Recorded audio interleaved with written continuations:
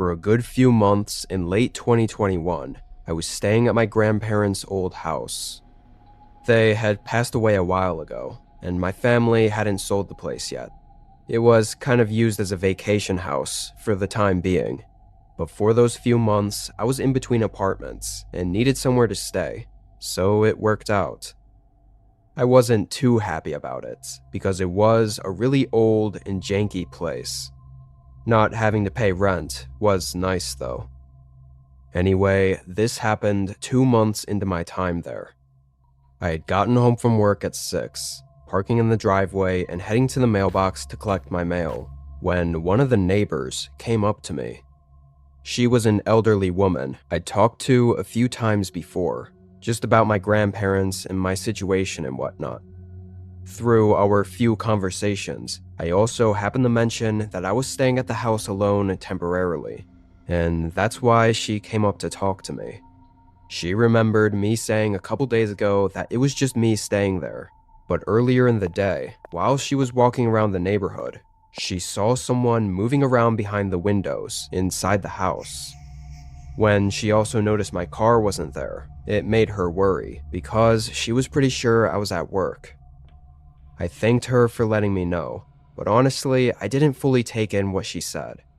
She didn't seem super confident in what she saw, and I mean, that would be crazy. Why would anyone be inside my grandparents' old house? Still, walking inside, I did a quick check around for any signs someone might have broken in or moved anything, but I saw nothing, not even a shoe print on the ground. It definitely was a weird and unsettling way to start my night, but I hoped it really was nothing to be worried about. I made dinner and watched TV in the living room for the rest of the night. It was a Friday, so I was off the next 2 days. I must have stayed up past 1 a.m. During that time, I'd basically forgotten about the whole thing my neighbor had told me. It kinda just felt like a regular night. With it being very late though, I shut off the TV and headed upstairs. Now, when I'd gotten home earlier, the sun was still lighting up most of the house, so I didn't turn most of the lights on, which made the whole house very dark now that it was in the middle of the night. The only lights I turned on were the ones in the bedroom when I changed out of my work clothes. I headed up the creaky wooden stairs to the second floor, then down the hallway and into the bedroom. This was a really old room, just like the rest of the house, but it had 2 sections. There was the bed area with, well, a bed, and then there was a small hallway with a closet and one of those dated vanity desks built into the wall. On the other side of that was a large bathroom with a separate shower, bathtub, and way too many mirrors. Kinda creeped me out, to be honest. Anyway, I used the bathroom, shutting off the lights in there as I went back into the bed area, turning off those lights as well. However, right away, I realized something was off. There was still a light on. I turned around, and after a second, I felt my heart start racing a little bit. That vanity/closet hallway between the bed and the bathroom had a light on. To give context on why this was so disturbing, it was one of those single, old-fashioned light bulbs attached to the ceiling, with a thin string hanging down that you had to pull to turn it on and off. For that reason, I never once used that light. Not to mention, it was nearly impossible to accidentally turn it on or off, because it was only managed by pulling the string. I walked up to the hallway and stared at it. The fuzzy, bluish hue of the light was barely coming through the fogged-up glass on the bulb. Thing had to be decades old. I carefully reached up and pulled the string. The amount of force it took to actually get it to click off was deceptive. Definitely wouldn't just click on its own. The more I looked into it, the more nervous I got, especially when my neighbor's comment about seeing someone inside here crept back into mind. Looking back, I should have left right then and there, just to be safe. but I think it's a lot easier than people give credit for to let yourself believe it's all some kind of fluke. Like, what if the light really did just turn on its own? It was old as hell. Maybe it wasn't working right. And again, the chances someone broke into this old place of all things was so extraordinarily small that I really felt I needed real proof if I were to believe it, let alone call 911 over it. I mean, a single light being on in the house that I never ever used was creepy and unsettling. Don't get me wrong. But at the same time, I didn't feel it was enough to really freak out over. Though I definitely wasn't going to get good sleep anytime soon. I turned the lights in my bedroom back on, but stayed in there with the door closed, figuring I'd sit in bed on my phone until I got tired again. Over the next 30 minutes, I kept catching myself looking at the door and at the hallway to the bathroom, like out of paranoia. Even after all the excuses I made, my gut still felt like something was off about all this. I just didn't know what to do about it. I'd already checked the whole house earlier, but I figured maybe I should double check. I got up and opened the door to the main upstairs hallway. The house was eerily quiet. I took a few steps through the hallway to the spare bedroom and opened the door. It still had my grandparents' old bed and furniture in it, along with a bunch of boxes stacked along the wall. I got a really unsettling feeling being in that room. I know the whole point was to actually search the house, but as soon as I stepped foot in there, my body just locked up. My heart rate was picking up, getting faster and faster, like an alarm was going off inside me, telling me to get the hell out of that room. And then I saw something. A shape sticking out under the covers on top of the bed. As I looked at it more, I slowly was able to make out that it was a body. Someone was in the bed under the covers. The immediate panic set in as I tried to back up, but it caused me to stumble a bit, making a loud creak on the wooden floors. Instantly, the person sat up in the bed, so fast that he surely wasn't sleeping and was probably listening to my every move already. It was a man, his eyes piercing into mine, but that was all I could see before booking it out of the room. His footsteps followed close behind. I didn't stop until I got out of the house and ran down the road to the neighbor's doorstep, the same one that I talked to earlier. She let me in and got help on the way. I was thankful that officers arrived relatively quick, but the intruder must have run out right away, because he was already gone. In the weeks that followed, my parents helped to do an inventory check on everything they knew was in the house, or at least all the valuables, and nothing was missing, or if anything was, it wasn't valuable.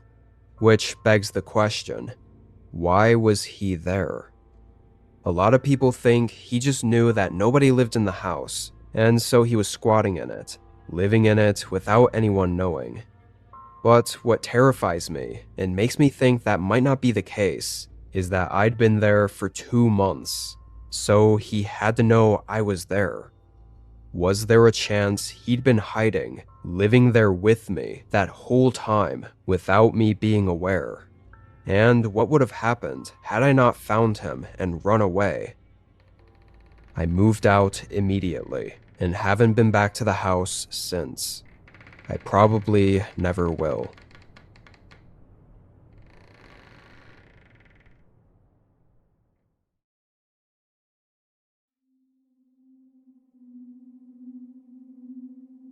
I was on my way back from a road trip. Wasn't anything great, just visiting some of my folks for a few days.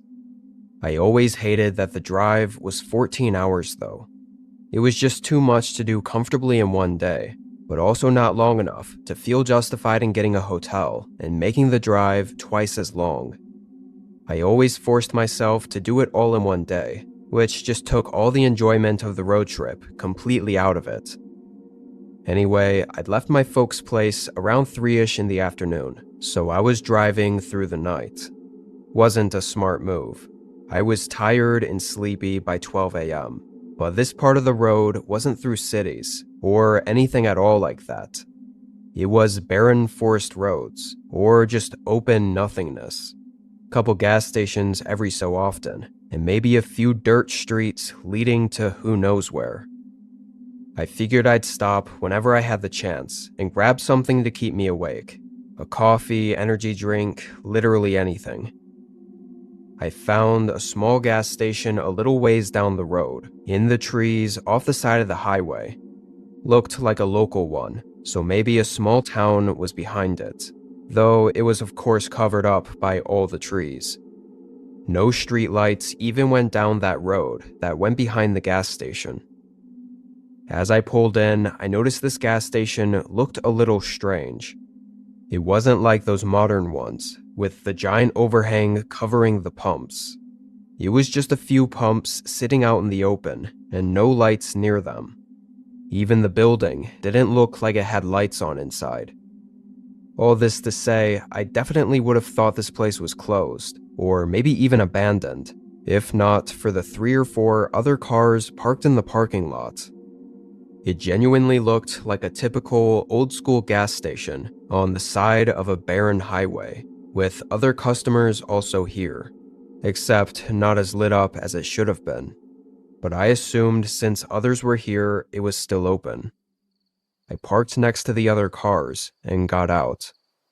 As I walked up to the door, all I could see was my reflection on the glass, until I opened it. The instant I opened the door, all 4 or 5 people standing scattered throughout the inside of the shop immediately turned and looked at me. Not just a glance. They all shifted and stared simultaneously, holding their eyes fixed on me. The men's faces were all rugged and emotionless, but that's all I could see, because after being caught off guard by them, I noticed not only was it insanely dark, but it was also empty in there. All the shelves were still standing, but nothing was on them. Even after seeing that, and looking back up at all the men, they were still looking at me, like I didn't belong there. All of this took place over maybe 10 seconds, before I backed up and let the door close in front of me, then hurried back to my car. I didn't know what the hell that was, but it felt like some strange cult meeting at an abandoned gas station that I unknowingly barged in on. I pulled away from the store and back onto the road. Guess this was kind of one of those things you just don't think too hard about and move on from, because 10 minutes later, I had accepted the fact I'd never actually know what I walked in on, and was back to looking for a gas station. Hopefully an open, safe one this time. The empty road didn't look promising though. Another 10 minutes went by, when headlights came up behind me. I was going relatively fast, maybe 10 or 15 over the speed limit, and with no other cars out on the road, this was the first time someone had come up behind me in probably hours. And then there was another, maybe even several more. I couldn't really tell, as all their lights blended together. They were all coming up real fast, though. I moved into the right lane to let them pass, and the first one did, but quickly merged back in front of me. I was aware enough to already be slowing down a bit, but I definitely wasn't expecting them to slam on their brakes. Nearly had a heart attack as I did the same, trying to also swerve to avoid hitting them. I managed to stop just a couple feet from their bumper, with my car slightly sideways. And that's when everything sort of set in. This was one of the cars from the gas station. I looked in the mirror. The other car stopped right behind me, and another came and pulled up near the door. In a matter of seconds, multiple men were getting out of the cars and surrounding mine. If this were happening during the day, and not on some desolate road at 1 a.m. with nobody else around, I might have taken a safer approach. But given the circumstances, I felt I had no choice but to take the risk of trying to escape. With cars blocking every way, I drove off the road and into the trees, not getting too far before grabbing my phone and bailing from the car. I sprinted into the forest. It was essentially pitch black, even just 30 feet into the trees. I kept running, hearing all the men's footsteps coming up behind me. But as I got deeper, I think they couldn't see enough to follow me. I sat up against a tree and waited, maybe a whole hour even, without turning my phone on. I was scared one of them would be around and see the screen, so I sat there and just stared at the nothingness of the pitch black woods and listened to the leaves rustling in the branches above me. After that hour, I finally got my phone out and used the map to get me back to the road, where I could then get a signal enough to text 911. All the cars were gone, except for mine, still between all the trees off the road. After that long night, a tow truck was able to get my car out, and surprisingly, it had almost no damage. Whoever had been following me and attempted to stop me, there's been no update on. I think I've settled on the fact that the men likely thought I'd witnessed or seen something in that gas station that I shouldn't have, and so they followed me in an attempt to clear themselves, whether that was by kidnapping me or getting rid of me and hiding any evidence in the secluded forest off the side of the road. The picture of me walking into that gas station and all the men turning and staring at me is still burned into my mind. It still haunts me thinking about what could have happened.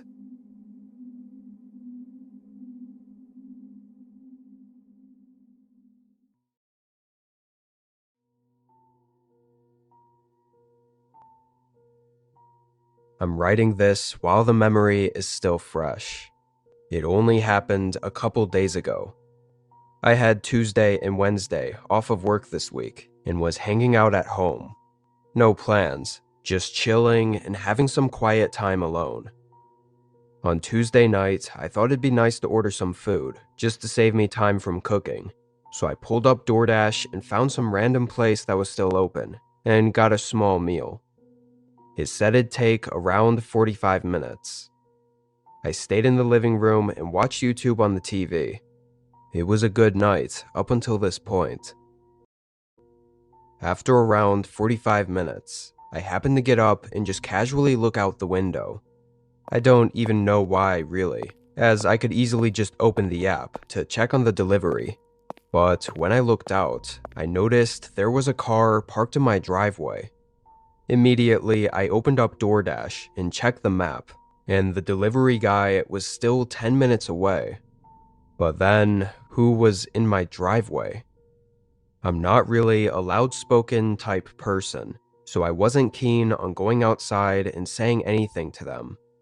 I mean, surely they'd realize they were in the wrong place and leave without me having to say so.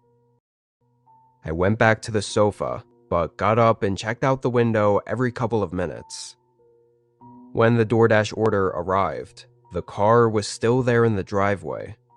From the window, I couldn't really see much into the car, so when I answered the door for the delivery, I asked the driver if they'd seen anyone in there.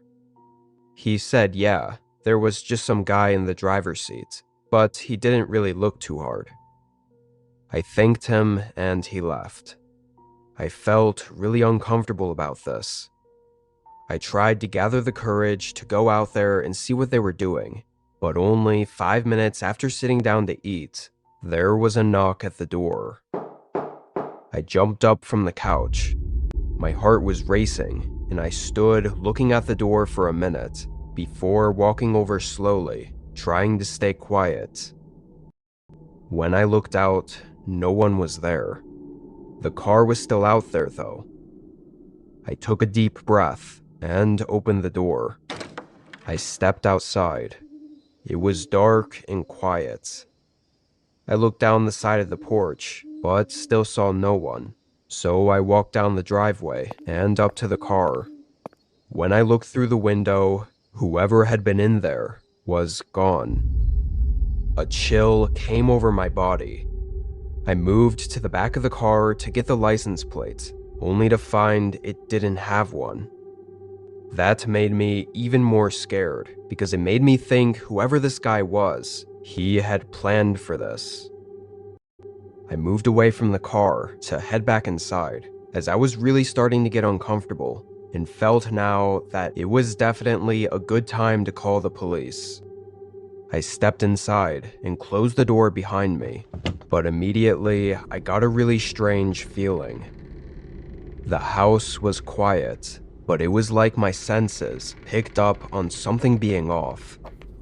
I crept over to the living room and looked at the couch. My phone was gone. Every bone in my body felt like it just stung with fear. Before I could even get myself to move, I heard the slow sound of a door hinge creaking open. Then a few footsteps moved quietly down the hallway toward the front door, but they stopped just before passing the corner. They were waiting there, right around the corner near the front door. I couldn't just run out. I was frozen for a few moments, then started to very carefully and quietly make my way to the other side of the house. No matter which way I chose, I'd have to pass by the hallway that I knew the man was in. So whatever I was gonna do, I knew I had to do it fast. I hesitated for a second. I think the anxiety of what I was about to do took over for a moment. But then I got a hold of myself and made a dead sprint for the back door. I unlocked it and ran out of the house. And just as I stepped out the door, I heard the man behind me call out my name. Not even just my first name, but my last name too. It confused and shocked me enough to make me turn around and look back. The man was barreling toward the back door, and I could see most of his face, but had no recognition of ever seeing him before. I turned back and continued running. The area behind my house was just a flat continuation of the neighborhood, not really any places to hide. I could hear the man still chasing me though. I kept running, making it past the next row of houses, and decided to just start running down the sidewalk and hope a car or someone comes by to help me. But after a few minutes, I looked back, and the guy wasn't there. It took a long time to find someone willing to help me to call the police, and so the man wasn't anywhere around by then, having taken his car and fled. And apparently, the guy was smarter than I thought, because I immediately tried tracking my phone, but he tossed my phone in my front yard before leaving, so we couldn't track it to find him. If this were just a regular break-in or robbery or whatever, I'd be a lot less traumatized. But clearly it wasn't that. There was more to it. This was a stalker, having known my full name and likely a whole lot more about me. There's no saying how long he'd been watching me for, or what he wanted to do. It's only been a few days though, and I'm already planning to move far away. I can't sit around knowing whoever that was still knows where I live. If there's any updates in the next few weeks, I'll try to let you know.